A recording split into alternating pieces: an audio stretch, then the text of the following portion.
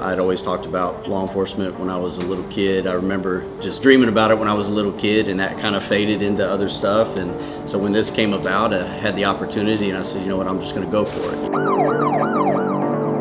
Made that transition, made it here, and I love it. I mean, it's fun. It's a blast. And it's a blast because I get to make it that way. You know, I get to hang out with kids all day long. Officer Joel Fauth decided to make a career change a decade ago, and he's been keeping an eye on what's happening at Shadow Creek High School since it opened. So he knows this campus like the back of his hand.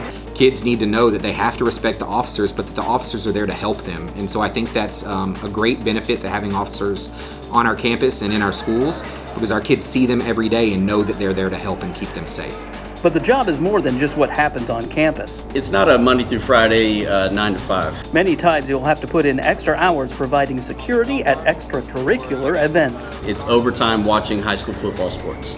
You know, it's watching high school volleyball sports. You know, you're getting to see these other things, but now you're getting to see some of these kids and their passions and what they get to do, so that makes it enjoyable. But there's also a harsh reality as well. Santa Fe was in our backyard, you know, Uvalde, another school shooting still in Texas. As soon as these things happen, they'll always come up and they'll ask and say, hey, how do you do this? Or, you know, how does this make you feel? Or, you know, what do I do if I'm in this situation? And I have to tell them, I say, look, this is how I practice. This is how I train. This is my mindset. You're my child during the day, so I'm going to do everything I can to protect you at the end of the day. That includes a commitment to do extra training during summer and winter breaks. When I'm teaching some of the active shooter classes, some of the drills and the scenarios that we're going through, we try to tailor those around what our real life situations are. You know, I'm not going to go out and teach on a bunch of events that don't really happen in our schools. I'm going to go over the basis of things that we have. That means trying to share some experiences from his past. You know, I was once young and dumb,